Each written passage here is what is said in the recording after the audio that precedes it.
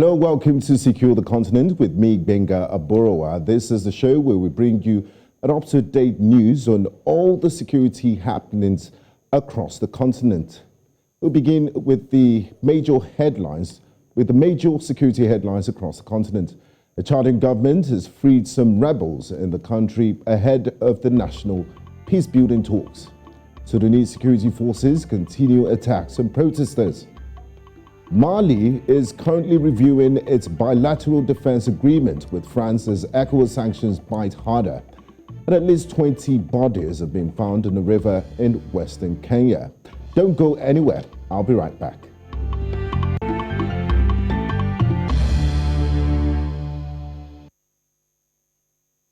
On Secure the Continent today, we will be digging deep into issues in Cabo Delgado, the northernmost province of Mozambique, which has been suffering violent attacks from militants since 2017 that have forced hundreds of thousands of people to become internally displaced. It peaked in March of 2021 when a coordinated and brutal attack took place in Palma, transforming a once busy city home to Total's billion-dollar gas liquefaction infrastructure into a ghost town. We'll bring you more details in this report.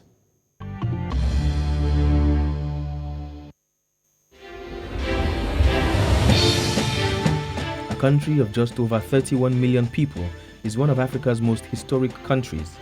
From a rich and vibrant history to a troubled present, Mozambique is now a country facing insurgency. Since 2020, close to 700,000 people have been displaced from their homes because of fighting mainly between militant Islamists and jihadists attempting to establish an Islamic state in the region and the Mozambican security forces. In Cabo Delgado, northern Mozambique's pressure point and one of the most natural resource-rich regions, at least 1 in every 3 locals has been internally displaced. Exposed to excruciating and extreme conditions, about 60% of Mozambique's population live in poverty. Terrorist activities and insurgency have further dampened the hopes and opportunities of those living in Cabo Delgado. The region is home to one of the biggest and most ambitious projects in Africa, the $60 billion Total gas plant. That has now been deserted in the face of deepening security challenges. Terrorists and insurgents have made life difficult for residents of the region in the last 1 year. But there may be hope on the horizon as Mozambique has started to receive support in its fight for peace.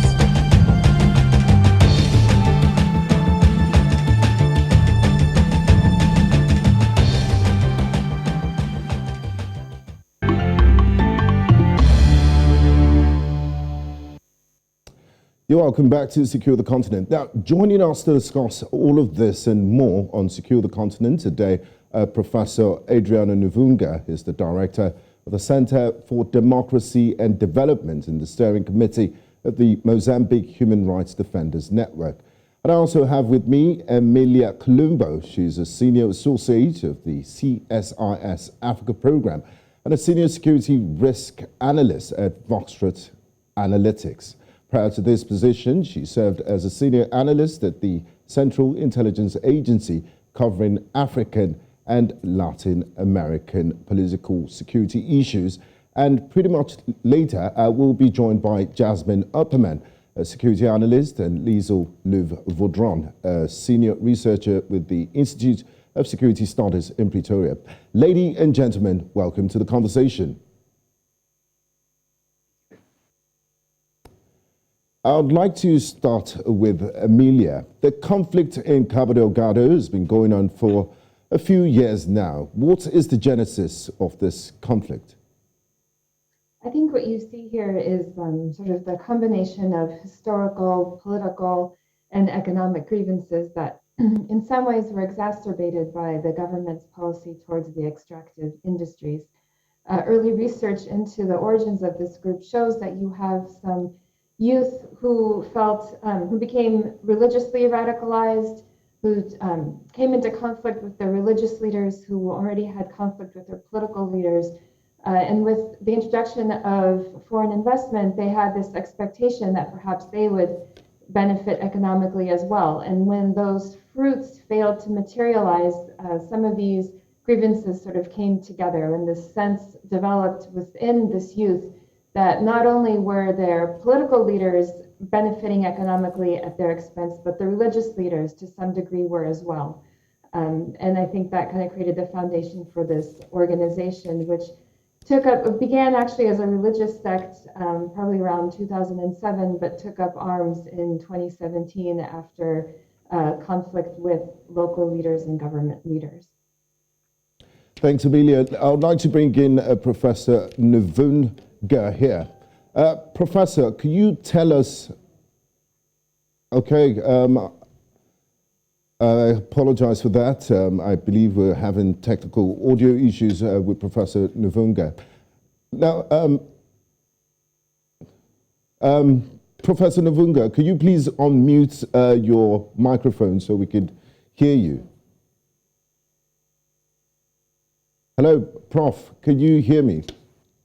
Yes, I can hear you. Okay, great. Professor, so I would like to come to you.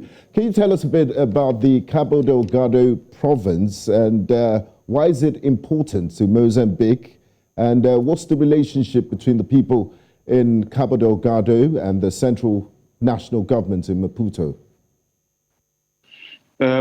Good evening. Thank you very much. As Emily was saying, Cabo Delgado is a wealthy province.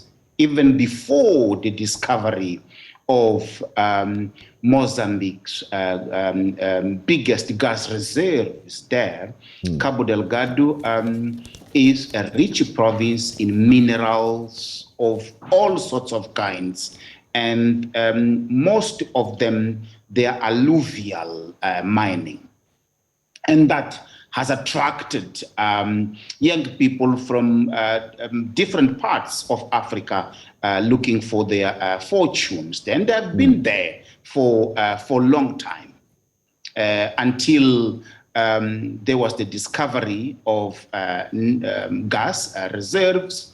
And Cabo Delgado, then it became to be in the map of the world, in the map of Mozambique. And the way that the state force has been used by those who are in the positions of power to repel the young people that have been there, earning their livelihoods on the one hand. On the other hand, the issues of organized crime, that organized illicit economy that has been underpinning Cabo Delgado for more than 2 to 3 decades. And that has been neglected also because it intersects with some sectors of the police.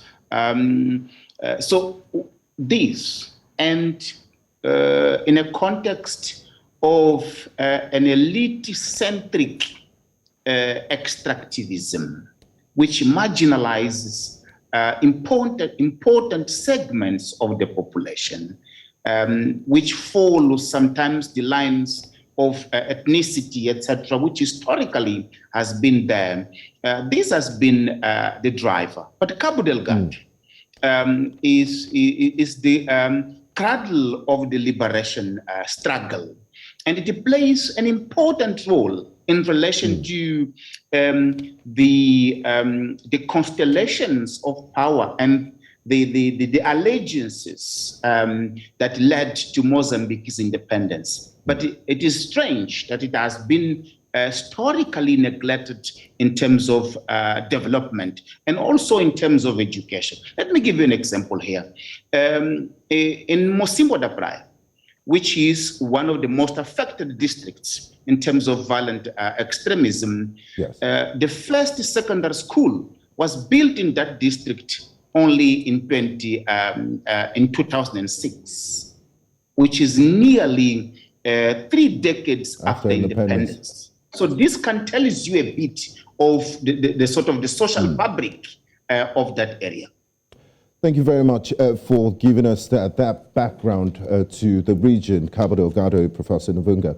Now, Emilia, let's now talk about the group that is responsible, or one of the groups that is responsible for all the troubles in Cabo Delgado. Who are the Alu Sunnah wa Jama, ASWJ, or Al-Shabaab, as locals call it, operating in northern Mozambique. What's their mission and how dangerous is this group?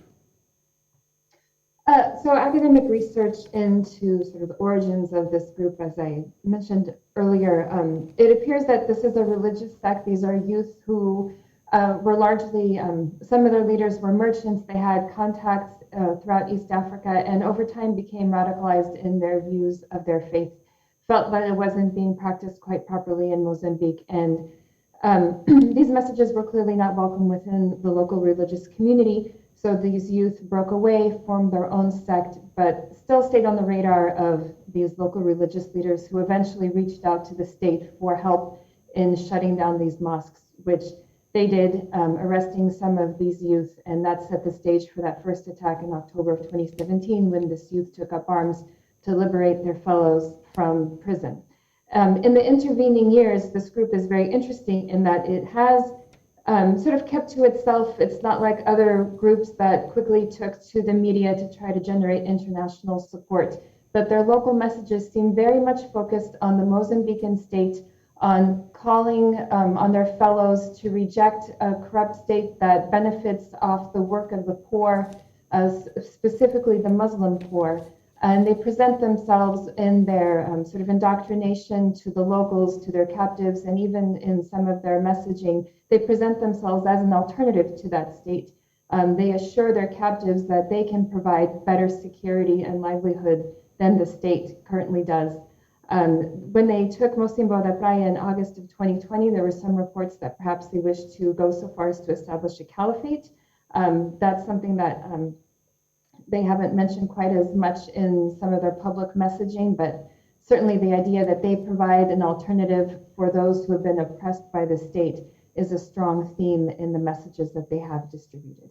Now, Emilia, have they been designated a foreign terrorist organization by the State Department?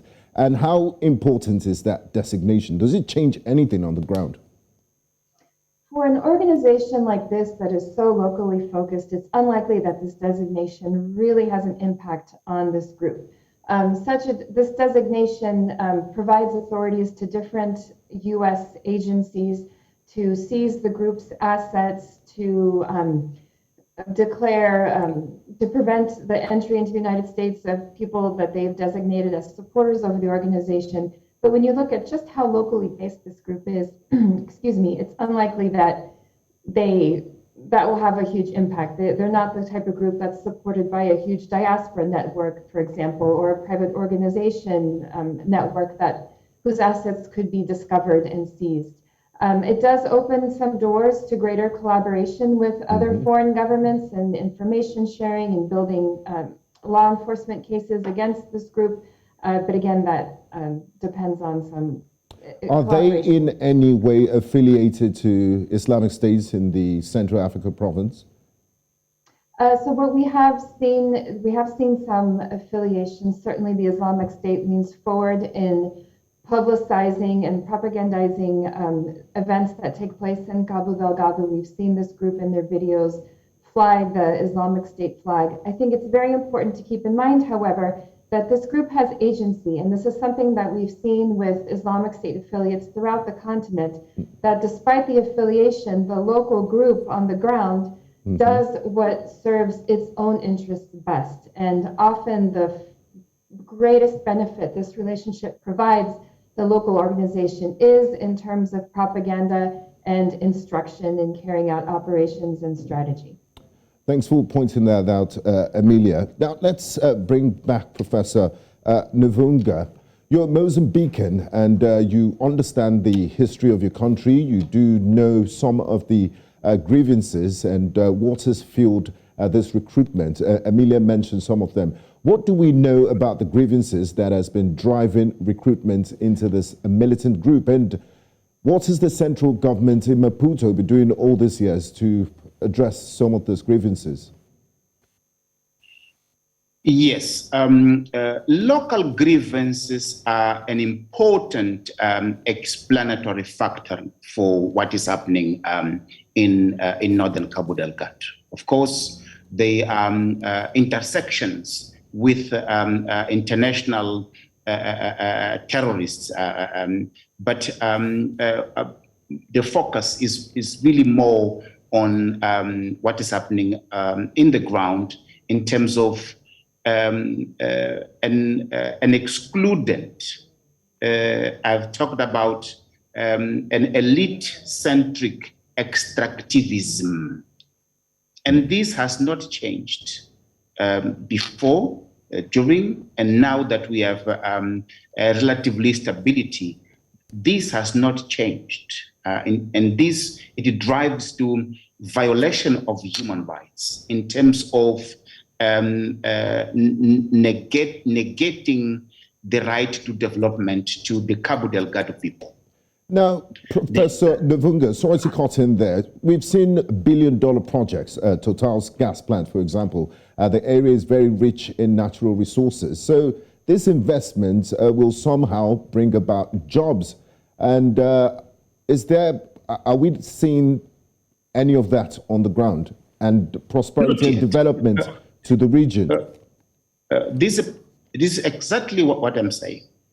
You know, since the discovery of this massive gas, there have been lots of billions of dollars spent in the name of Cabo Delgado in form of local content, but that it has created jobs somewhere else, and it has piled the debt of the country, and it has affected the capacity of the country to address some of the problems, but it has not created jobs in Cabo Delgado.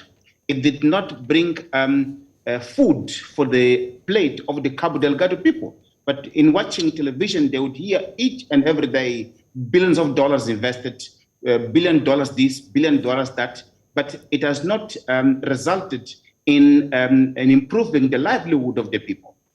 This is one in terms of the gas. But you have the mining projects. It is more at the level of the mining. Cabo Delgado is rich in terms of minerals.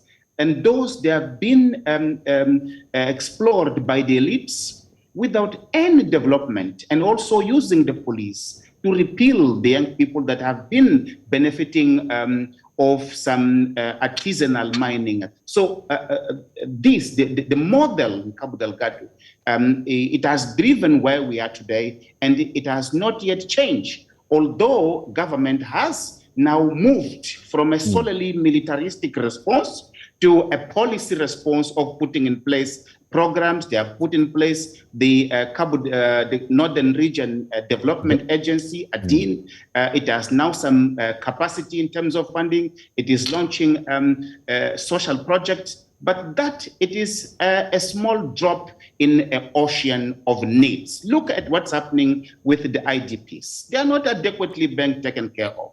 Nothing is happening there. And people, they would prefer to go back to their areas of origin, knowing that there it is not safe, but because of the situation that is there, but that they are living. Professor, I don't speak if I was in Maputo, if I was the Mozambican government. There's no way you can have economic activities and peace if there's no, and development, if there's no peace on the ground. So maybe this development will come in stage. Maybe it will take time for the Cabo Delgado Development Agency to be able to implement the programs. But right now, Cabo Delgado is a war zone. Don't you think so? Don't you think these things needs time? Or you're not being too harsh on the central government? Yes, it needs time. This is the reason why that we are calling for dialogue. Not only a militaristic response, but there is a need for dialogue. Dialogue, it will enable a shift from a militaristic to a community-centric, and also changing the approach in terms of extractivism that is taking place there. One of the major problems is that violent extremists can easily recruit young people. So only in a context of a governance-centric response underpinned by dialogue, you can win the hearts and minds of the young people that are easily recruited by the violent extremists. I mean, there's a reason why you're head of the Mozambique Human Rights Defenders Steering Committee. You're of course, the human rights is very important, and it comes alongside military solutions. I'd like to bring in Emilia here. So, Prof has established that, we've both established that you need some form of peace before development can come. And is as a result of that, that since July of last year, more than 3,000 soldiers have been deployed from Rwanda and the 16-nation Southern African Development Community to help tackle this insurgency in Cabo Delgado. How would you rate the mission so far? How successful has the mission been? Well, I think you can certainly see an impact in Palma and Mocimboa da Praia, in these areas where the group has traditionally been active. We have seen these operations successfully make that environment much more hostile for the insurgent group. And we've seen them driven out of that area. Not that they've completely disappeared, but certainly the security situation in those areas has improved. I think these interventions have fallen short of breaking the group's will to fight. And what we've seen instead is, after a sort of a period of reorganization, the group emerging in other areas that have perhaps seen less conflict in the past 4 years. We've seen reports of activity in Niassa province to the west, other western parts of Cabo Delgado, and along the border with Tanzania. While these interventions have certainly been effective in improving security in these key areas along the coast, the group seems to have not reached that breaking point just yet. And what would you suggest should be the next line of action? Is there any room for negotiation, or they're not, or is the script not open to it? I think, when you look at how negotiations, sort of how that process starts, often what you see is one or both parties to a conflict experience some sort of significant battlefield loss that starts changing their mindset towards how to best achieve their goals. Often foreign partners can play an important role in this by either withdrawing their support or trying to influence some of that calculus. I think based on what we've seen the insurgents do, the fact that they continued their attacks rather than completely withdrawing suggests that at this point, they probably still see prospects for success of regrouping through violent action, which may limit their openness to dialogue at this time. Now, Emilia, some analysts have described SADC's intervention has prevented the risk of non-African solutions in the Southern Africa region, where lucrative natural resources prompted fears that some called the Iraqification of Mozambique. Could this mission serve as a model for African solutions to African problems going forward, judging by what we've seen so far? And why is it important to have Africans taking care of their own problems?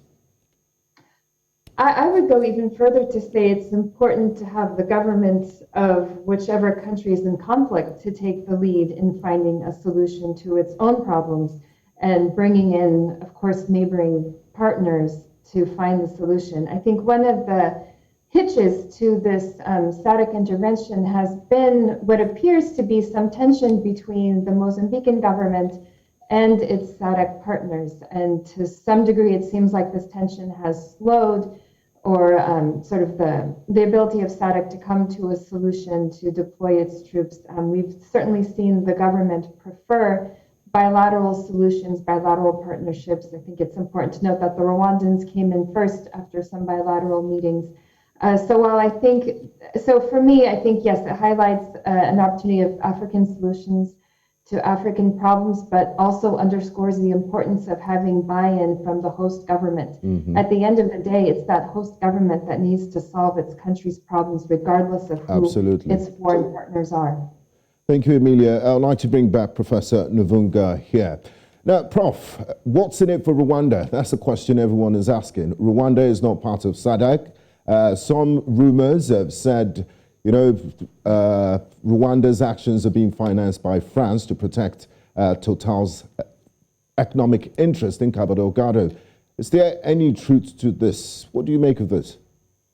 And why did it take so long for President Filipe Nyusi to call for help? Apparently, this insurgency has been going on for quite a number of years now. Thank you. Thank you. Indeed, it's important that African problems are addressed by African capacity. So we commend the deployments of African troops to avoid precisely what you have described as the Iraqization, which is centered to protecting only the oil and gas infrastructure. With that said, we want African solutions that do not tamper with the democratic infrastructure, that move within the rules of the democratic system. So the issue of how legal and how legitimate a mission is. If you look at SADC, you would see that it comes from a summit with head of states that have the Troika, yes. Yeah, they have approved it. And then you have Rwanda. And we are okay with Rwanda, but we would have wanted Rwanda to be deployed in the context of SADC, which has a clear mandate. So you have a situation where you have two deployments, and as the citizens of SADC, the citizens of Mozambique, we are not clear in terms of the terms of reference of Rwandese deployment, for instance. But when it comes to SADC, their mandate is public, is out there. So this is not necessarily a good thing. The terms of reference of engagement of the Rwanda's defense force, and it seems to be the issue. Why do you say so? Why do you say so? But give me a second. The issue of buy-in is important, but we can only develop our democratic infrastructure if the buy-in is not only at the presidential level. It has to include some form of democratic participation of the citizens. And that has not yet taken place properly. Okay. I think this is a fine place to go on a break. I would like to say a very big thank you to you, Emilia Columbo, and Professor Adriano Nuvunga. Thank you very much for your contributions here on Secure the Continent. And we'll do monitor the situation in Mozambique. It will definitely be on our radar. Thank you. Thank you. Okay, you're watching Secure the Continent here on News Central Television. When we come back, we have more for you. Stay with us here on Secure the Continent.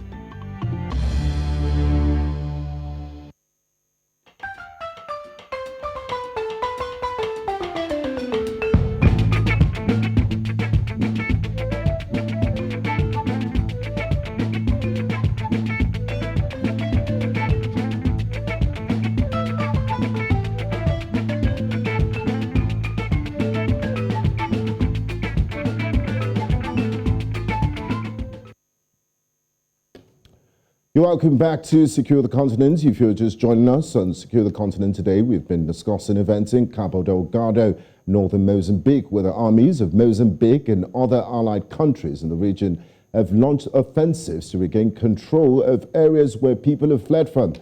At the same time, the recent offensives have forced militants to disperse and the violence has lessened. However, there are still frequent outbreaks of conflict that continue to force people to flee.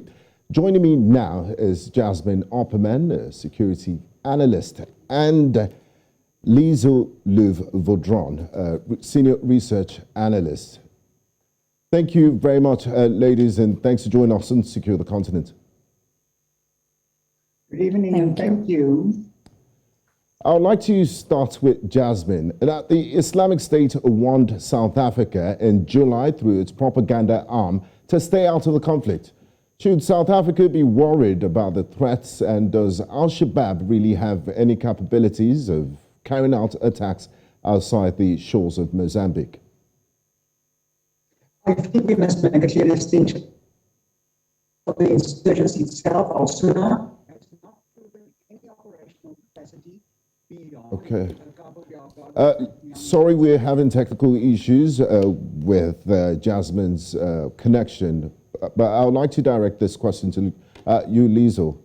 Do you think the terrorist organization in Cabo Delgado, the ones the locals call Al-Shabaab, have the capabilities of carrying out attacks outside Mozambique. Yes, good evening. Thank you. As you noted, Al-Shabaab, which is also in Somalia, of course, there is no known link directly. It's not the same group as the locals refer to Al-Shabaab or the Mashababos in northern Mozambique.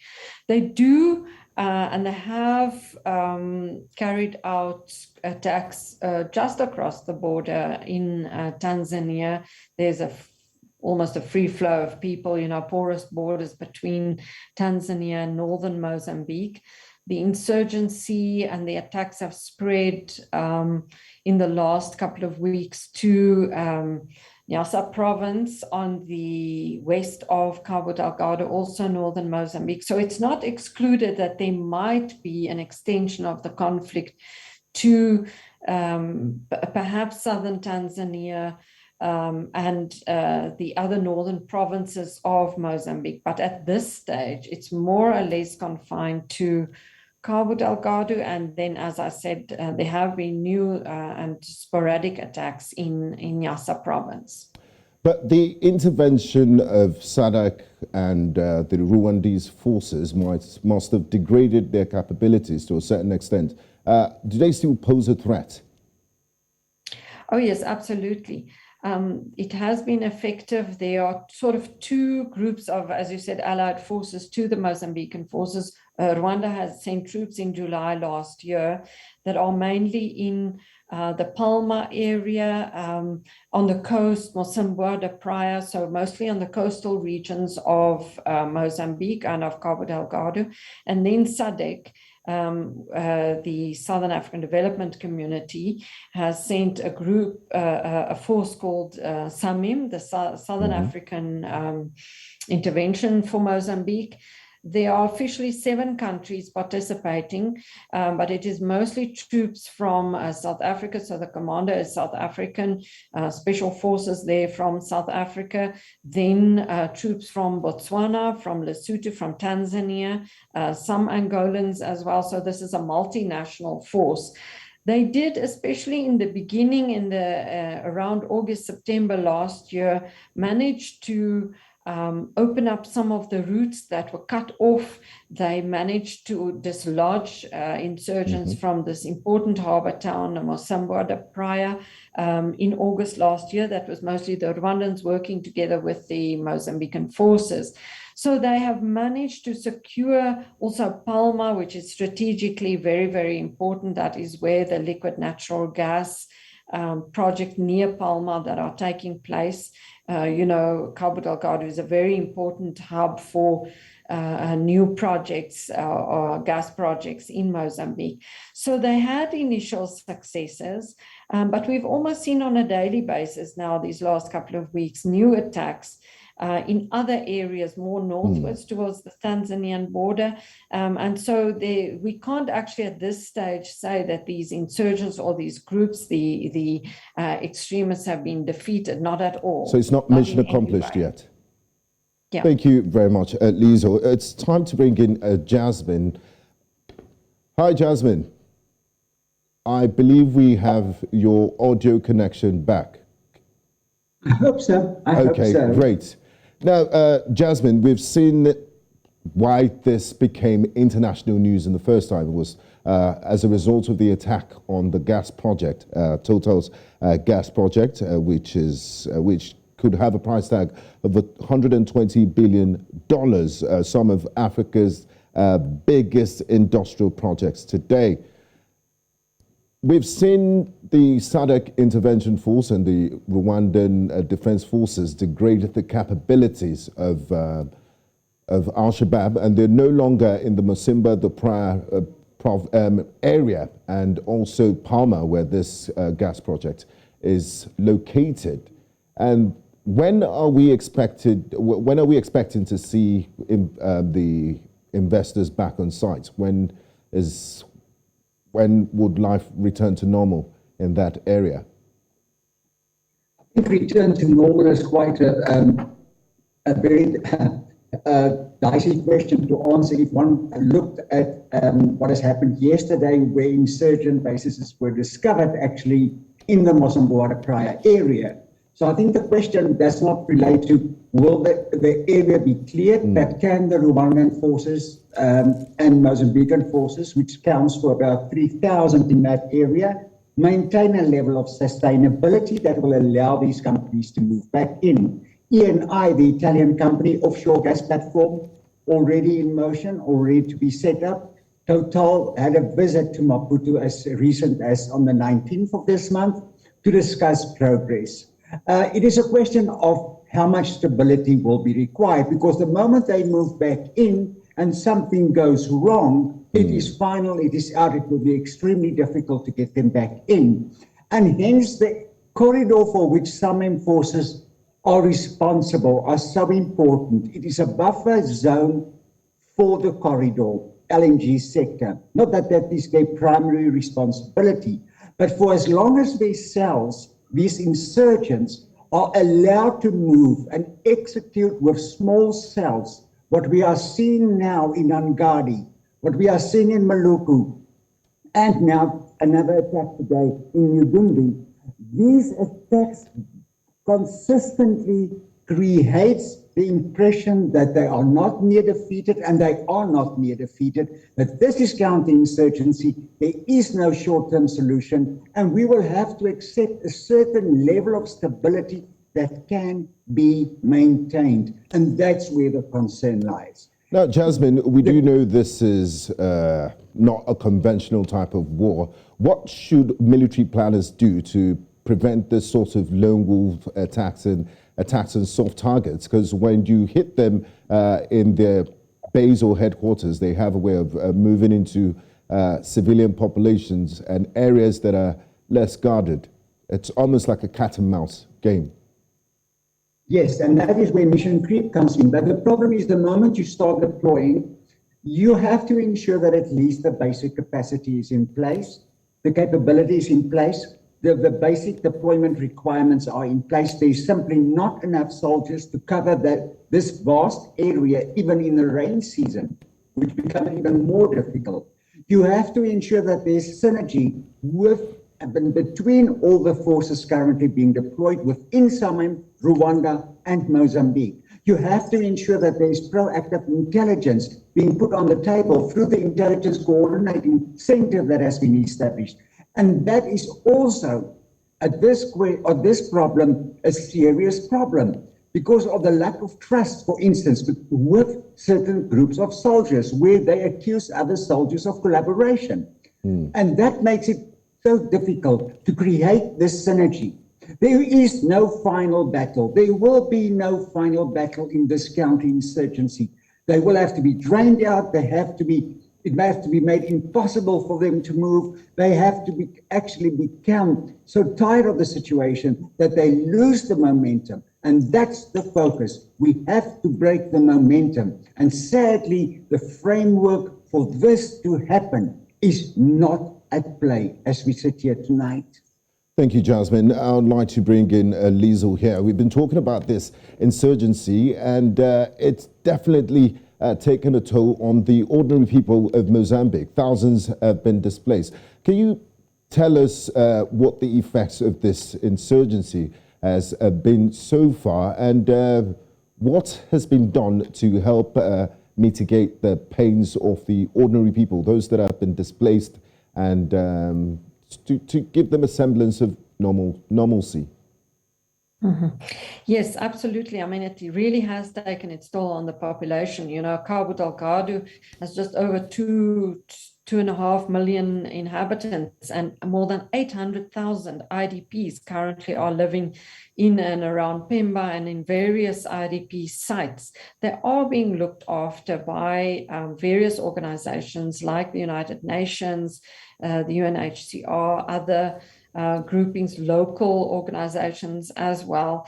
But it is a huge responsibility. And we've done some studies as the ISS in Pemba and around at the IDP sites. And from that, we know that the majority of people who have had to flee their homes are actually staying with host communities, friends or family.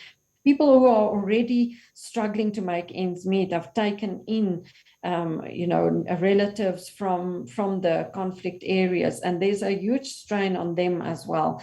So the government have started efforts to create better conditions for people. There've even been efforts to give people, grains to start planting, to start little farming activities. But ultimately, people want to go back to their homes. People have lost their livelihoods, let's say fishermen and others who have been working in the various areas. So they don't really want to stay where they've now been displaced. So there's this huge IDP population in the south then of Cabo Delgado, and also in Nampula and other areas of Mozambique. The loss for not only Mozambique, but for the region is immense. And I think that's one of the reasons why we've seen such an effort by Southern African countries, is that the minute you, as a region, are being labeled as harboring a terrorist insurgency where there's talk of the Islamic State, where insecurity reigns, it's a huge problem for the entire region. For us, the priority at this point in South Africa and the neighbors of Mozambique and Mozambique itself is to attract investment, to ensure stability, to create employment. And then when incidents like that happen that make world news, that, as I say, it's a huge loss for the people of Cabo Delgado and Mozambique, but also for the region itself. Thank you very much, Liesl. Jasmine, we've heard about forever wars. We've just witnessed the exit of America from Afghanistan after 20 years of intervention, billions of dollars spent and military hardware abandoned. We've seen the SADC intervention force in Mozambique extend their mandate a few times now. When will the Mozambican army, I do understand that the Portuguese trainers and there's some sort of training going on, when will they be able to take control from this SADC intervention force? Because they can't stay in Mozambique forever. And I do not foresee that we must expect the Zambian forces to withdraw from Cabo Delgado in the near future. The reasons for that you've touched upon. The Mozambican forces, in terms of training, yes, it's taking place, but that's a long-term impact that it will have. For now, we are being we receive reports of soldiers still harassing the people, still demanding protection money when they have to escort vehicles on main access roads. And then the big and the main issue is the level of mistrust that exists between communities and the Mozambican forces. And that comes now over a 4 or 5 year period if we talk about the insurgency. And if it cannot be that trust, they are going to find it extremely difficult to access intelligence, to access what they need in terms of cooperation, and to find and create cooperation with militias and security guard communities that will be accountable and will not be allowed to act out of free will. We are going back to Maputo, we're back in the main capital where the government will have to make sure that these security forces are getting professional and accountable. We're not even close yet. Now, just before we wrap up, I'd like to take Liesl up on this. In 30 seconds, we'll first run out of time.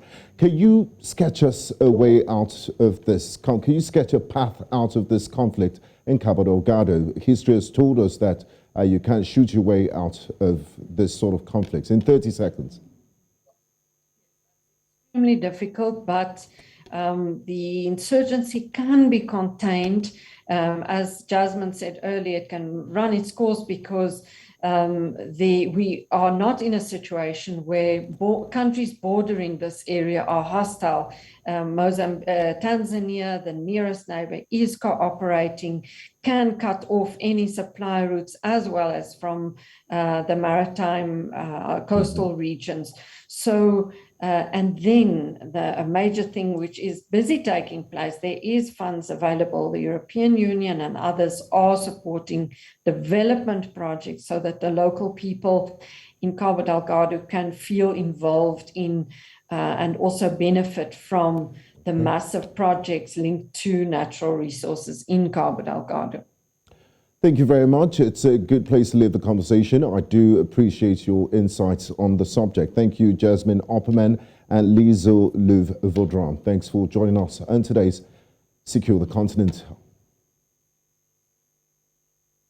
Thank you so much. You're welcome. Now, African governments have to intensify their collaboration to make every nation a better and secured one. Cabo Delgado will become peaceful again, rise beyond its current challenges and live up to its potential. Thanks for staying with us on Secure the Continent. I'm Benga Aborowa. Goodbye.